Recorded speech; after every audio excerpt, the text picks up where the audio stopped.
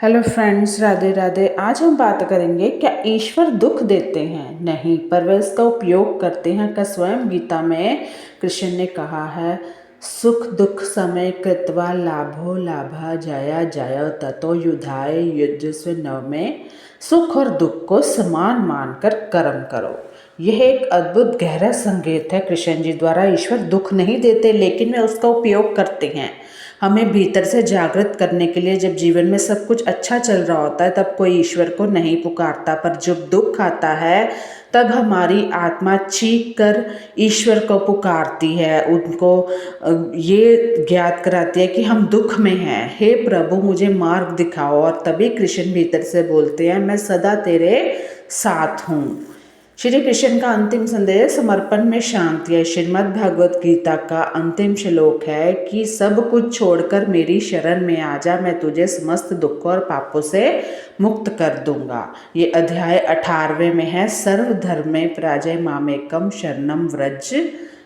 यह श्लोक जीवन का सार है। जब हम जीवन की बागडोर ईश्वर को सौंप देते हैं तब हम केवल कर्म करते हैं, चिंता नहीं करते। तभी जीवन के हर दुख में भी हमें शांति दिखाई देती है। अगर हम दुख सुख में समान रहेंगे तो दुख तो फिर हमें लगेगा भी नहीं, है ना। ईश्वर दुख नहीं देते, वह हमें उस स्तर तक उठाते हैं जहाँ दुख टिक ही नहीं सकता। दुख हमारी आत्मा की नींद तोड़ता है। कृष्ण हमें सिखाते हैं, हम शरीर नहीं हैं, हम आत्मा है जो अनंत अमर और अचल है।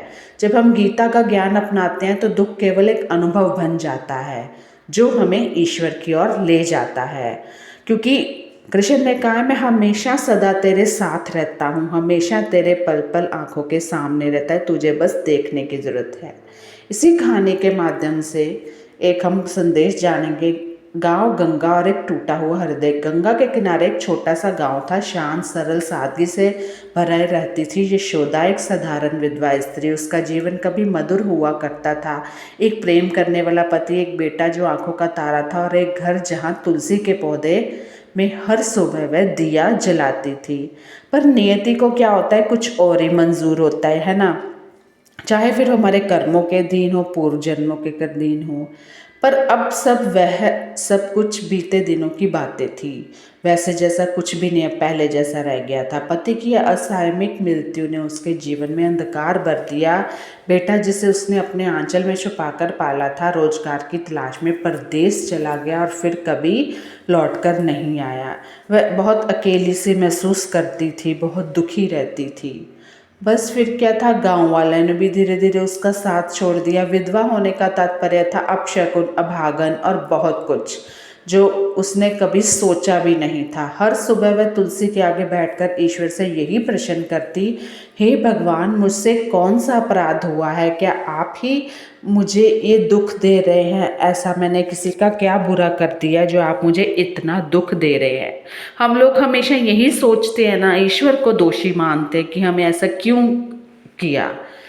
तो एक साधु का आगमन। एक दिन जब आकाश पर काले बादल छाए हुए थे और यशोदा का मन फिर एक बार अपने आंसुओं के साथ अकेला हो गया था, तभी गांव में एक वृद्ध साधु जी का आगमन हुआ। वह वट वृक्ष के नीचे बैठकर गीता का पाठ कर रहे थे। वे बहुत ही जाने माने साधु थे। काफ़ी लोगों ने सुना था कि वो बहुत अच्छा ज्ञान देते हैं। तो फिर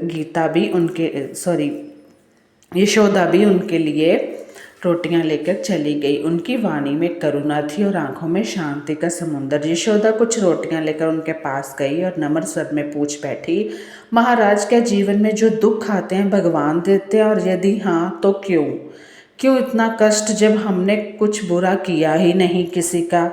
हम किसी का बुरा कर सके इससे पहले तो सामने वाला हमारा बुरा कर देता है।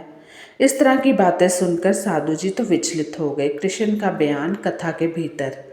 साधु मुस्कुराए। कथा के भीतर उन्होंने कथा सुनाई। उन्होंने रोटियां स्वीकार भी की और बोले, बेटी तेरी पीड़ा सच्ची है और उसका उत्तर भी सच्चा है, पर उसे समझने के लिए कथा सुननी होगी।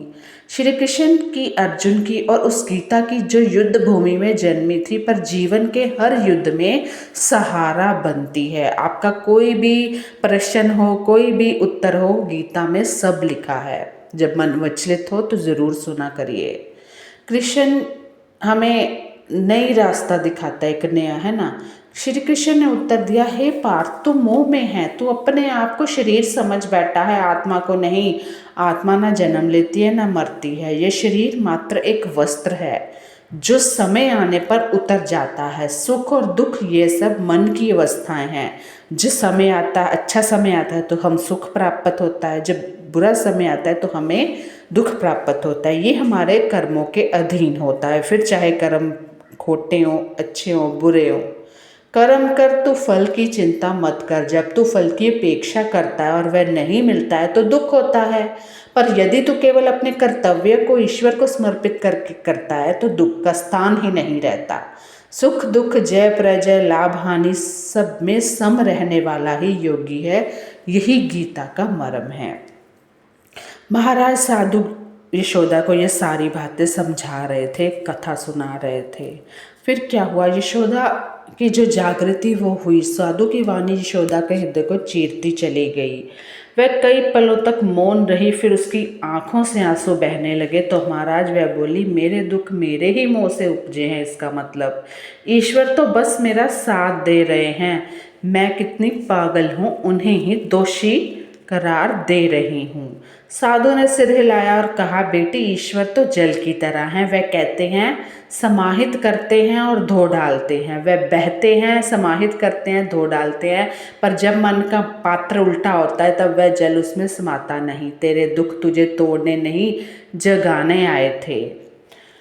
उस रात यशोदा ने पहली बार गीता को मन से पढ़ा, नहीं महसूस किया। हर श्लोक उसके अपने जीवन की तरह प्रतीत हुआ। जब वह पढ़ी, न व्यय में जैतो नासम, उसने जाना कि वह अकेली नहीं है, उसका अस्तित्व सनातन है। जब वह पढ़ी, उसने जाना कि सेवा और समर्पण ही इच्छा है। धीरे धीरे उसका जीवन बदल गया। उसने दुखी स्त्रियों को इकट्ठा किया, गीता पढ़ाना शुरू किया। वह अब माता जी कहलाने लगी। उसकी आंखों में अब कोई शिकायत नहीं थी, केवल शांति और ज्ञान का प्रकाश था।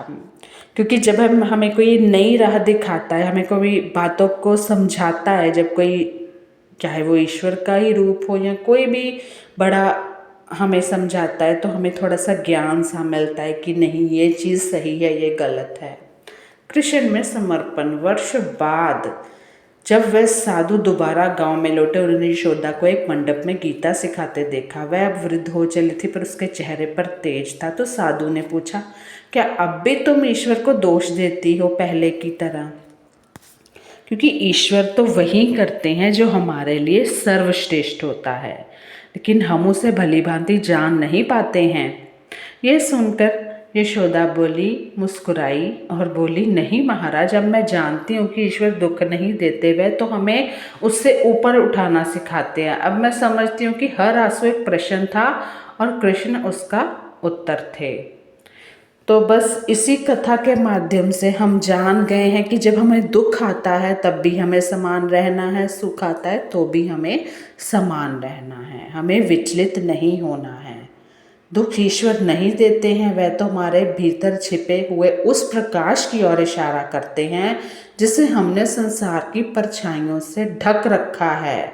जब हम गीता के ज्ञान को आत्मसात करते हैं तो हर दुख एक मार्गदर्शक बन जाता है, ना कि बोझ। तो कैसे लगी ये कथा ज़रूर बताना। Bye bye, take care.